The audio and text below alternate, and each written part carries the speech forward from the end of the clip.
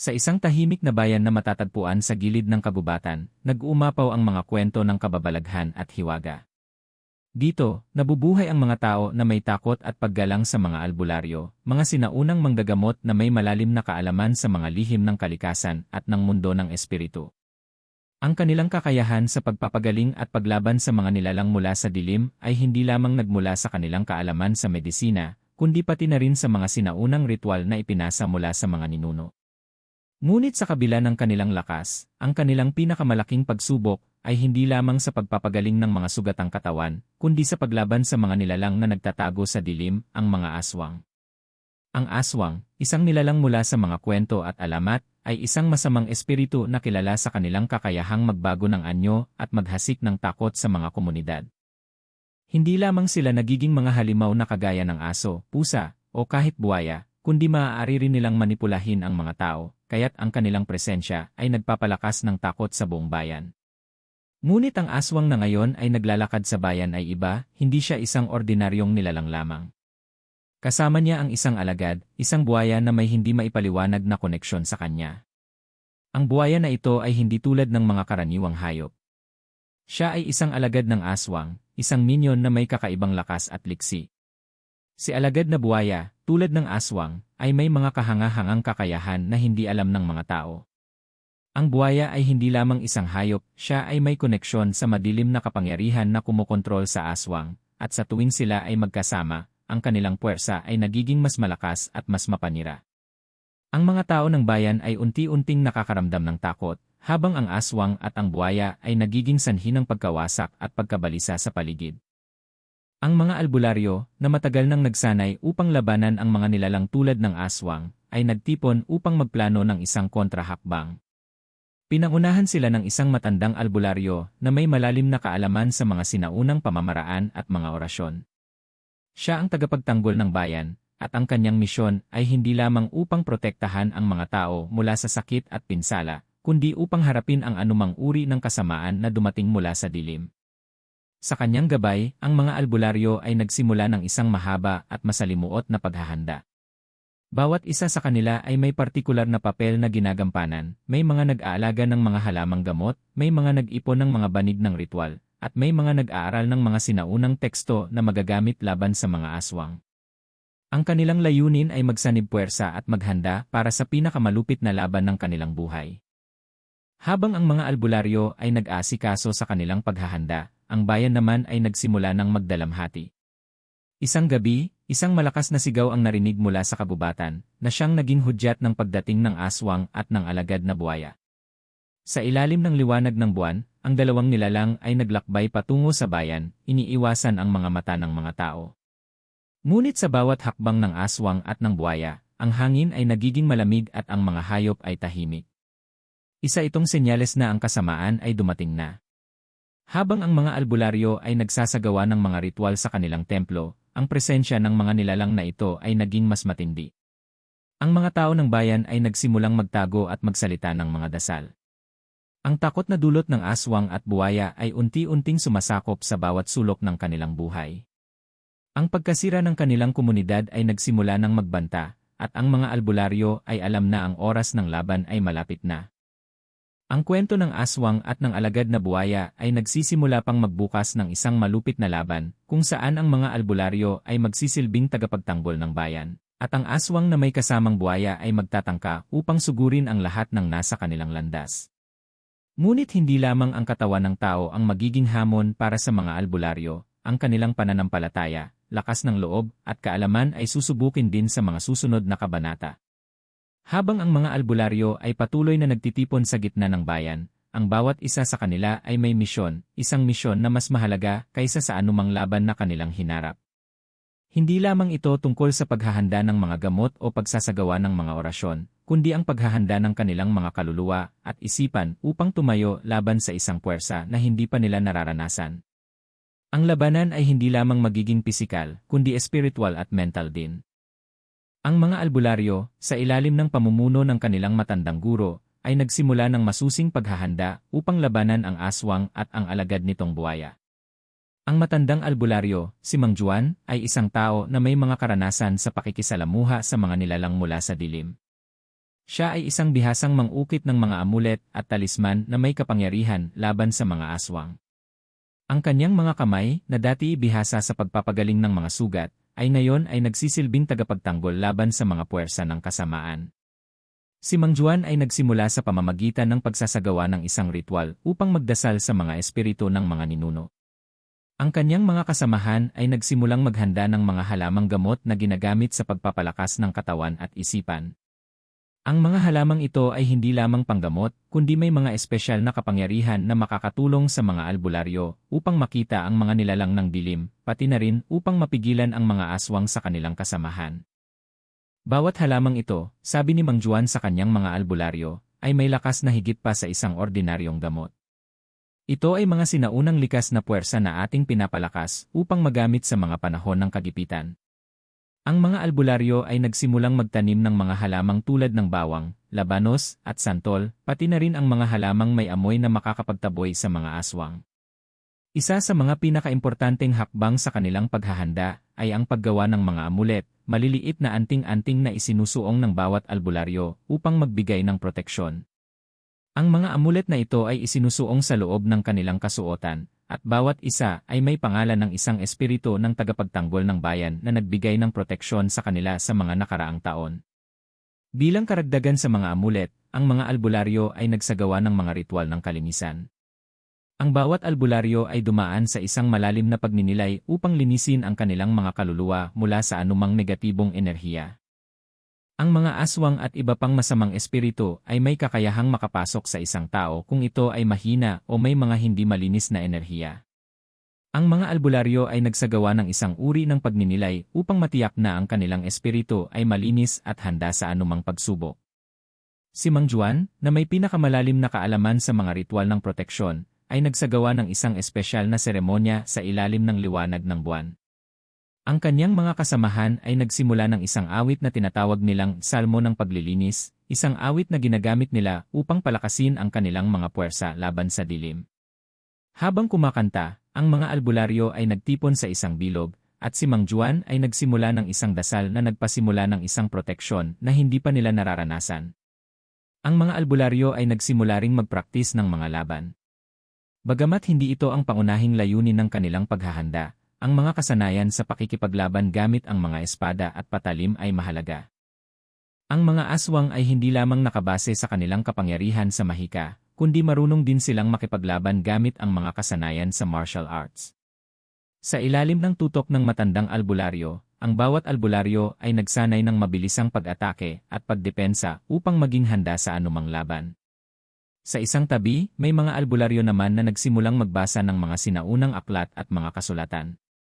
Isang albularyo, si Aling Rosa, ay masigasig na nagbabasa ng isang lumang aklat na naglalaman ng mga orasyon na makapagpapahina sa mga aswang. Kailangan nilang magtulungan upang matutunan ang bawat lihim na nakatago sa mga pahina ng mga aklat na ito. Ang bawat orasyon ay maaaring magdulot ng pagbabago sa kalalabasan ng labanan, kaya't hindi nila ito maaaring ipagsawalang bahala. Habang ang mga albularyo ay nag-ipon ng lakas, ang mga tao ng bayan ay nagsimulang magdasal ng taimtim. Ang takot na dulot ng presensya ng aswang at ang alagad nitong buwaya ay nagbigay ng dahilan sa mga tao upang magkaisa at magdasal sa harap ng kanilang mga bahay. Ang lahat ng tao, mula sa mga bata hanggang sa matatanda, ay nagsimulang magdasal upang hilingin ang tulong ng mga espiritu ng kanilang mga ninuno. Ang bayan ay nagiging isang simbolo ng pagkakaisa at lakas laban sa mga nilalang mula sa dilim. Habang ang bawat albularyo ay gumagawa ng kanyang bahagi, ang takot ay nararamdaman pa rin. Ngunit ang kanilang paghahanda ay nagpapatibay sa kanilang loob. Alam nila na ang tunay na laban ay hindi lamang sa pisikal na aspeto, kundi pati na rin sa mental at espiritual na aspeto ng kanilang sarili. Ang bawat isa sa kanila ay nakatayo bilang isang guro at mag-aaral, at bawat hakbang ay nagdadala ng mas malaking pag-asa.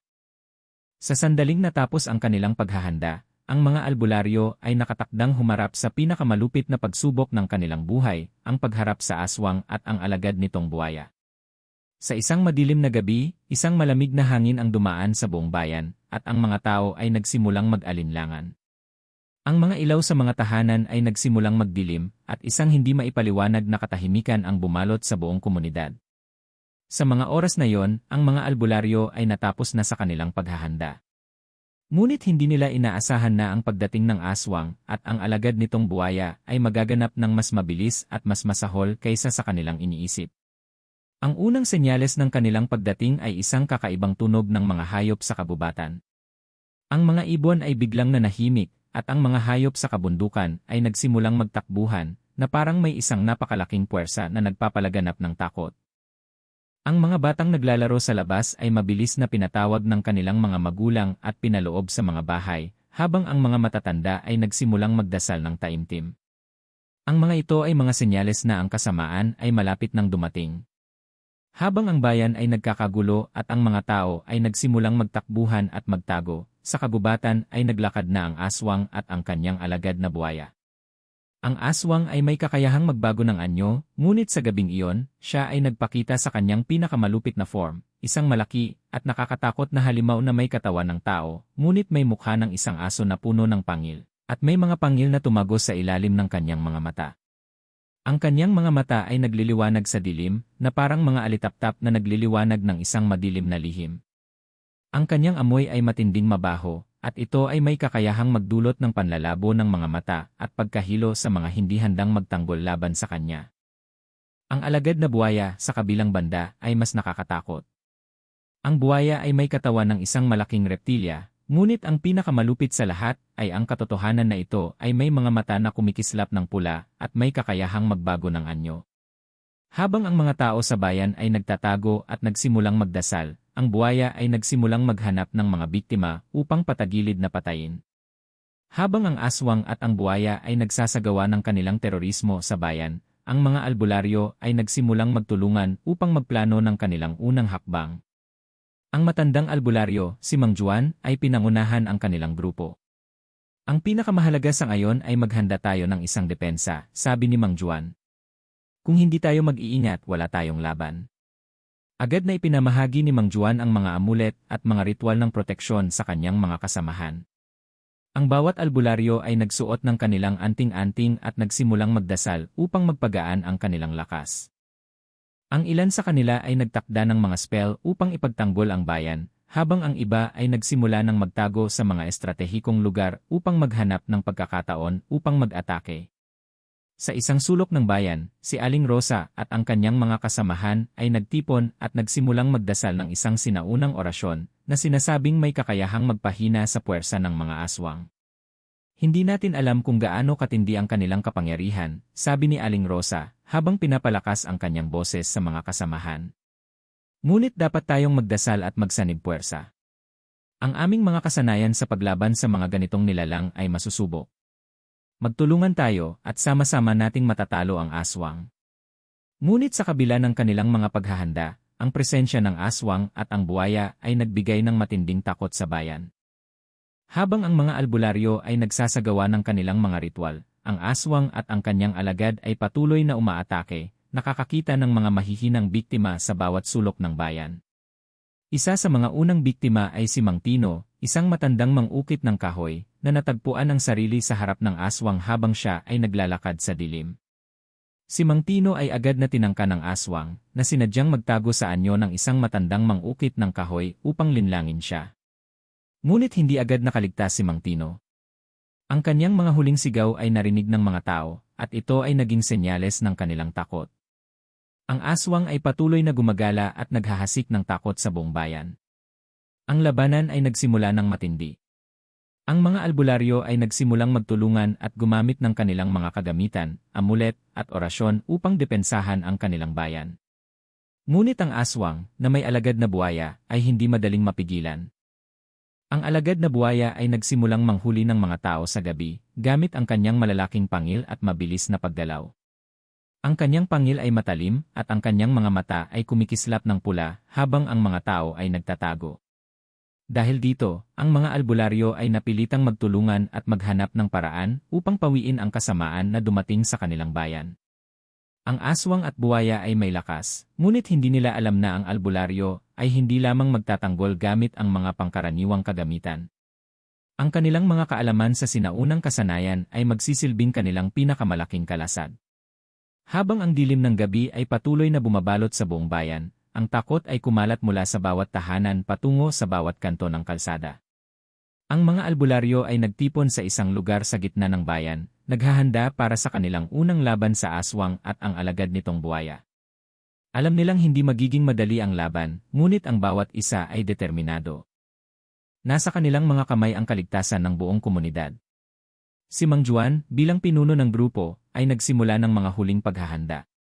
Kailangan nating magsanib puwersa. Ang puwersa ng mga albularyo ay nasa ating pagkakaisa, ang wika niya sa mga kasamahan. Hindi tayo basta-basta matatalo. Ang ating mga ritual at amulet ay magsisilbing ating proteksyon laban sa dilim. Sa gabing iyon, ang mga albularyo ay nagsimulang maglagay ng mga proteksyon sa paligid ng bayan. Pinapaligiran nila ang komunidad ng mga pader ng sinaunang ritual na nagsisilbing kalasag laban sa masamang espiritu. Ang mga amulet at simbolo ng proteksyon ay inilagay sa bawat sulok ng bayan, pati na rin sa mga tahanan ng mga tao upang maiwasan nilang maging target ng aswang. Ang mga ritual ng kalinisan at proteksyon ay nagsimula, at isang malakas na awit ang nagsimula mula sa kanilang grupo. Ito ay ang salmo ng pag-asa, isang orasyon na naglalayong itaboy ang lahat ng masasamang espiritu. Ngunit hindi rin nagpatalo ang aswang at ang alagad na buwaya. Ang mga nilalang na ito ay nagsimulang maglunsad ng kanilang mga pag-atake sa buong bayan. Ang aswang, sa kanyang nakakatakot na anyo, ay nagsimulang maghasik ng kaguluhan sa bawat kanto, habang ang alagad na buwaya ay nagsimulang manghuli ng mga tao sa mga madidilim na bahagi ng bayan. Ang buwaya ay mabilis at matalim, hindi matitinag sa mga hadlang. Ang bawat hakbang nito ay may dulot na takot, at ang kanyang malalaking pangil ay tila may kakayahang magwasak ng sinumang makasalubong. Habang ang mga albularyo ay nagpatuloy sa kanilang mga ritual at paghahanda, ang unang sigaw ng labanan ay narinig mula sa isang dako ng bayan. Ang mga tao ay nagsimulang magsitakbuhan at magtago, ngunit sa harap ng banta ng aswang at buwaya, ang mga albularyo ay tumayo bilang kanilang mga tagapagtanggol. Ang unang hakbang ay isang pakikipaglaban sa aswang na sumubok na pumasok sa isang bahay sa tabi ng kagubatan. Ang albularyo na si Aling Rosa, gamit ang isang malakas na orasyon ng paglaban, ay unang sumugod upang harapin ang aswang. Si Aling Rosa, na may malalim na kaalaman sa mga sinaunang ritual ng proteksyon, ay nagsimula ng isang orasyon upang pawiin ang aswang. Habang nagdadasal, ang kanyang mga kamay ay nagsimula ng paggalaw na parang naglalabas ng enerhiya mula sa kalikasan. Ang aswang ay natigil sa lugar na para bang nahirapan sa puwersang inilabas ng albularyo. Ang iyong puwersa ay hindi makakapasok sa aming bayan, sigaw ni Aling Rosa, at ang isang malakas na alon ng enerhiya ay dumaan sa hangin, tinatangay ang aswang. Ngunit hindi ito nagtagumpay ng buo, dahil mabilis na nakatakas ang aswang at tumakbo patungo sa kagubatan. Hindi nagtagal, ang alagad na buwaya ay sumugod mula sa kabilang bahagi ng bayan.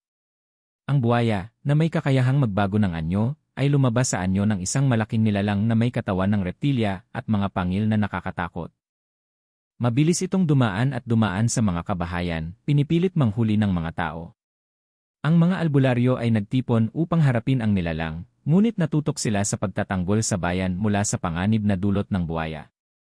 Si Mang Juan, sa kabila ng kanyang edad, ay tumayo at nagsimula ng isang malakas na orasyon upang magtaboy sa buwaya.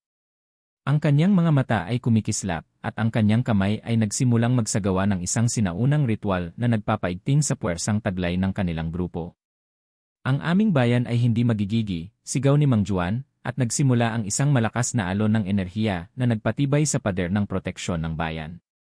Ang buwaya ay nagsimula ng isang matinding pag-atake sa mga albularyo, ngunit ang kanilang paghahanda ay nagsimulang magbunga.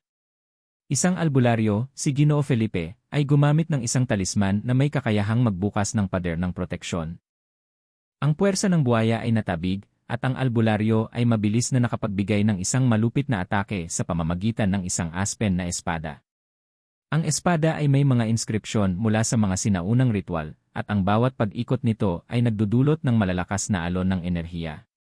Habang ang buwaya ay nagsimulang mawalan ng lakas, ang aswang ay bumalik at muling sinubukan ang isang lihim na atake.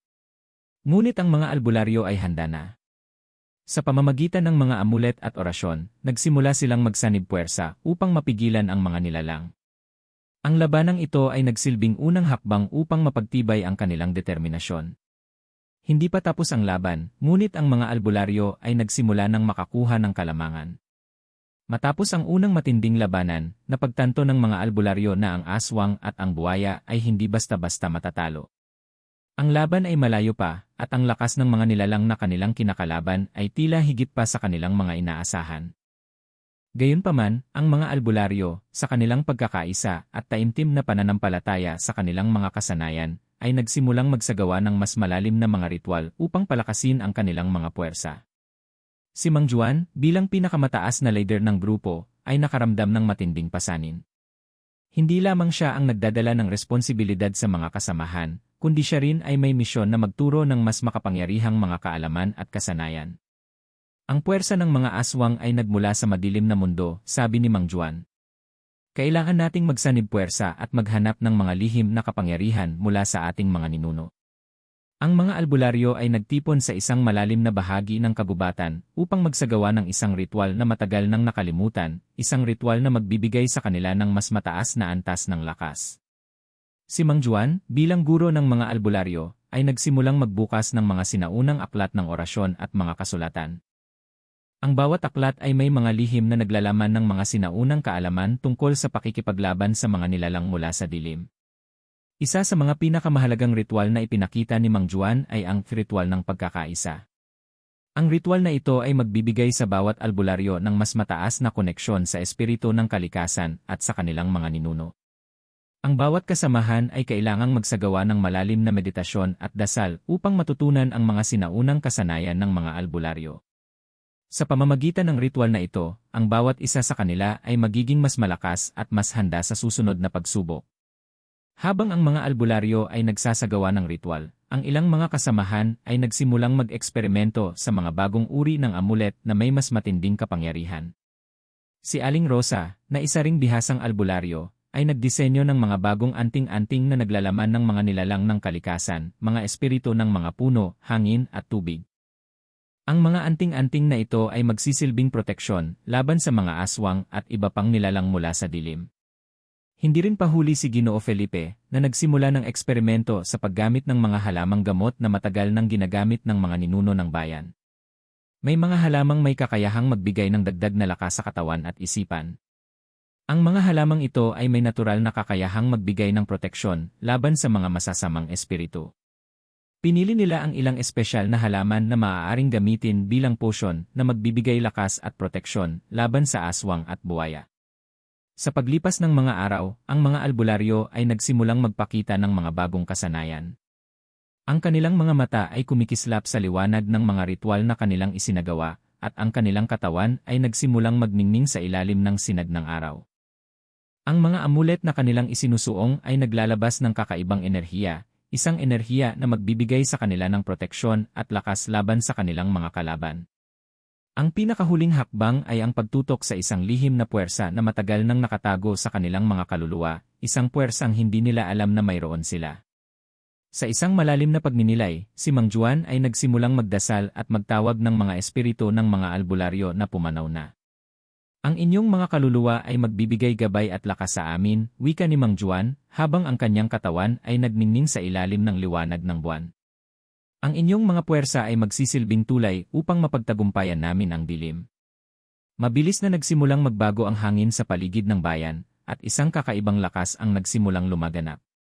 Ang mga albularyo ay nagsimulang maramdaman ang mas mataas na koneksyon sa espiritu ng kalikasan at sa kanilang mga ninuno. Ang mga anting-anting at ritual na kanilang isinagawa ay nagsimulang magbigay ng mas malalim na proteksyon, at ang kanilang mga katawan ay puno ng lakas na hindi nila noon naramdaman. Sa pagdapo ng mga albularyo sa lupa, ang mga halamang gamot na kanilang itinanim ay nagsimulang maglabas ng liwanag at enerhiya.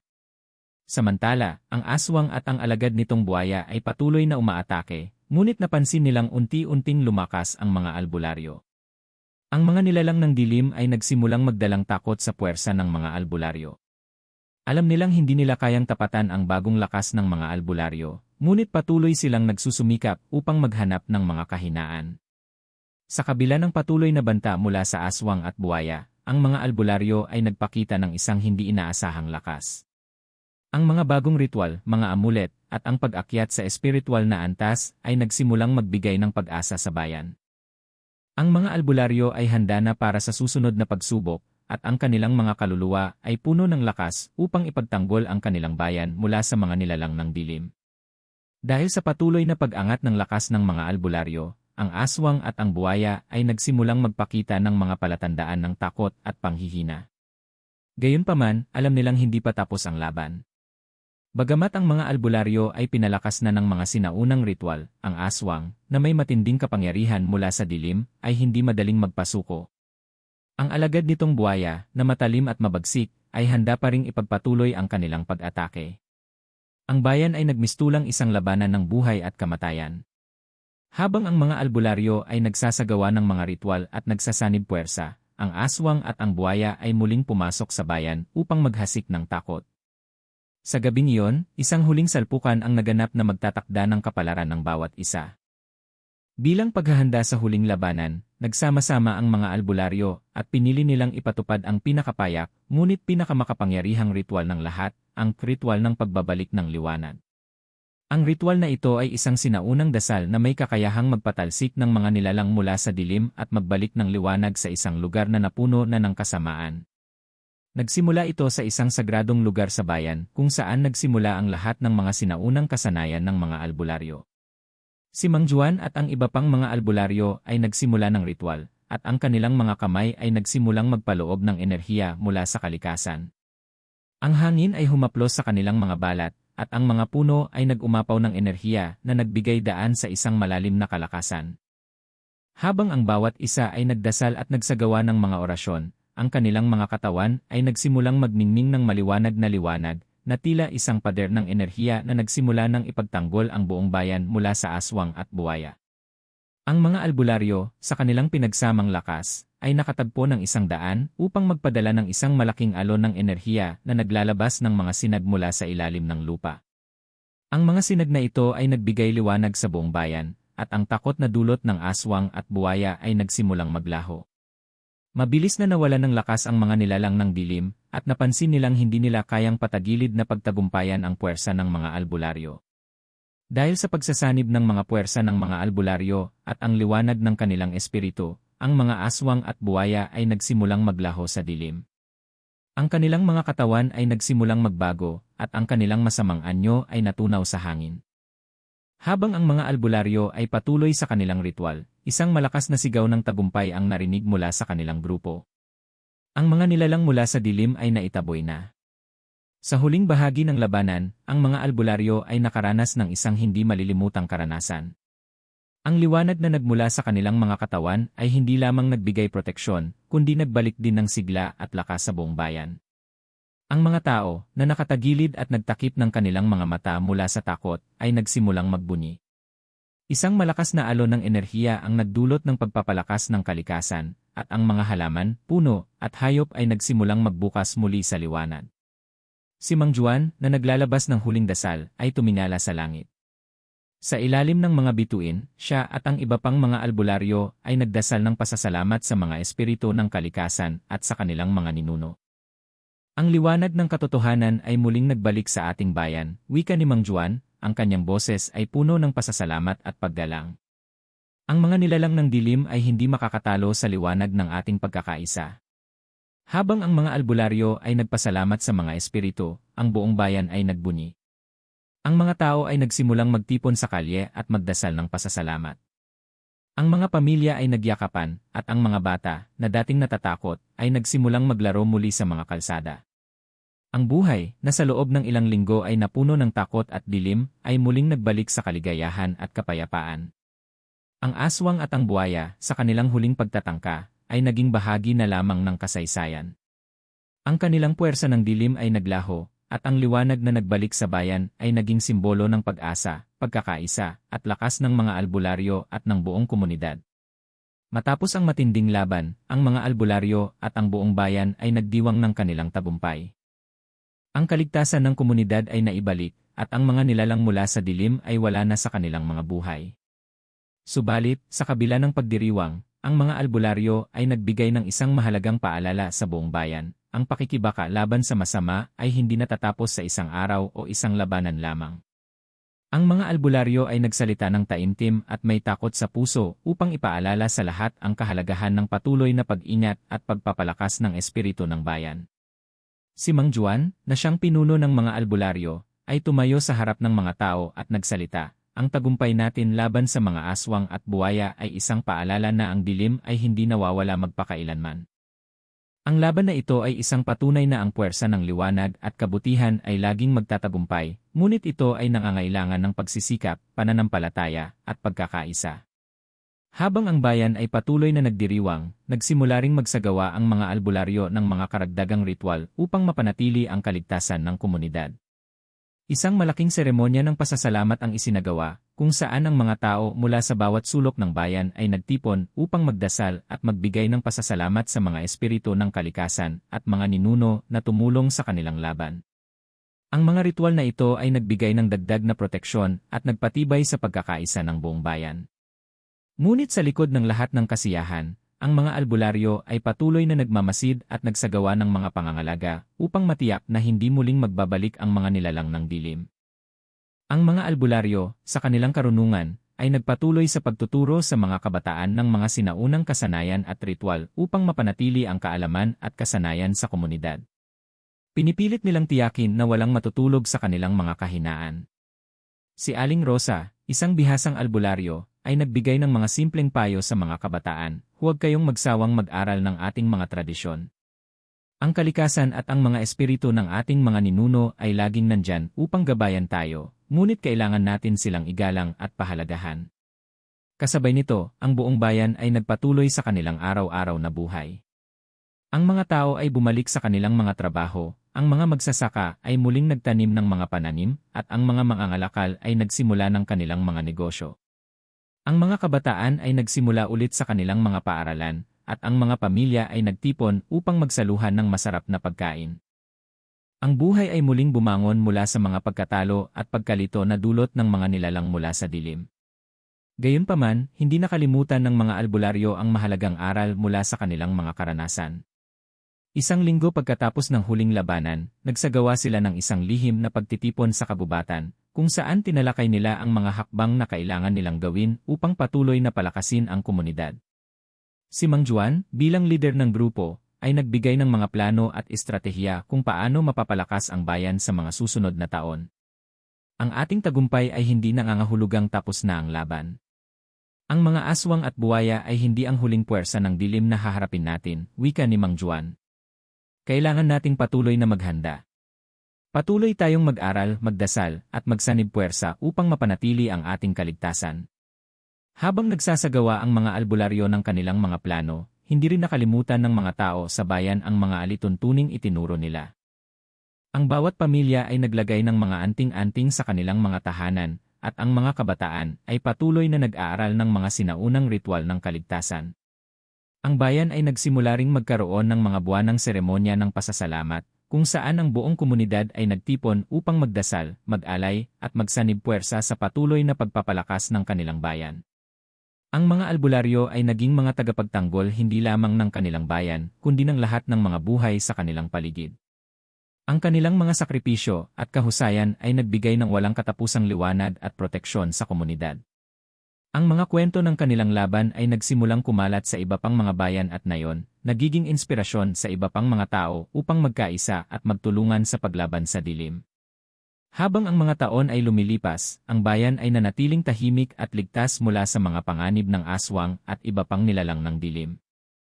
Ang mga albularyo, sa kanilang kahusayan at lakas ng loob, ay patuloy na nagsisilbing gabay at tagapagtanggol ng komunidad. Ang kanilang mga kwento ay nagsimulang maging mga alamat na itinuro sa mga kabataan, at ang mga ritual at kaalaman na kanilang ipinasa sa mga susunod na henerasyon ay nagbigay daan sa isang ligtas at maayos na bayan. Si Mang Juan, na matanda na, ay nagdesisyon na ipasa ang kanyang tungkulin sa susunod na pinuno ng mga albularyo.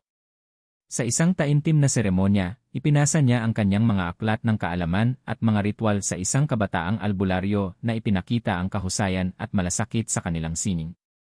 Ito ang inyong tungkulin ngayon, wika ni Mang Juan, huwag ninyong kalimutan ang halaga ng pagkakaisa at pananampalataya. Patuloy na palakasin ang bayan at ang liwanag ay palaging magtatagumpay. At sa paglipas ng mga taon, ang bayan ay patuloy na umunlad. Ang mga albularyo ay naging isang mahalagang bahagi ng komunidad, hindi lamang bilang tagapagtanggol kundi bilang mga guro ng mga kabataan. Ang kanilang kwento ng tapang at pagkakaisa ay nagsilbing gabay sa lahat na dumaan sa mga pagsubok ng buhay. Ang bayan ay naging isang halimbawa ng kung paano ang liwanag at kabutihan ay magwawagi laban sa dilim, hangga't mayroong mga taong handang magsanib puwersa, magdasal, at magtulungan upang ipagtanggol ang kanilang kaligtasan at mga mahal sa buhay.